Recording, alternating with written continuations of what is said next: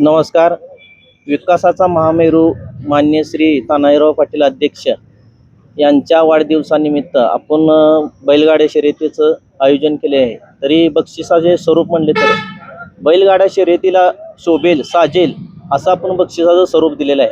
प्रथम बक्षीस आपलं 1,01,101 आहे. द्वितीय बक्षीस 75,101, तृतीय बक्षीस 51,101, चतुर्थ बक्षीस 31,101, पाचवं बक्षीस आहे 21,101, सहावं बक्षीस आहे 15,101 आणि सातवं बक्षीस आहे 11,101 आणि क्वार्टरसाठी आपण प्रत्येकी 2-2 हजाराचं असं बक्षीस ठेवलेलं आहे. कसं मैदानाचं नियोजन असणार आहे? मैदानाचं नियोजन अतिशय चांगल्या पद्धतीने केलेलं आहे. मैदानाची बैलगाड्या शर्यतीनिमित्त मैदानाची जी लांब धावणारा जी धावपट्टा आहे ते 900 फूट केलेला आहे आम्ही.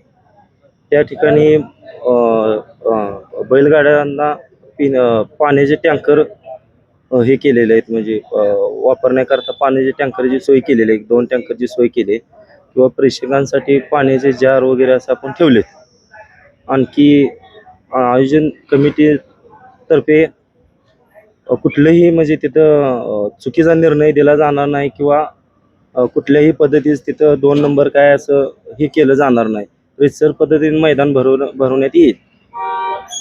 महाराष्ट्रात लोकांना मैदान जे पाहायचं असेल तर आपण ते यूट्यूबच्या माध्यमातून P3 लाईव्ह त्याच्या माध्यमातून आपण यूट्यूबवरती हे केलेलं आहे.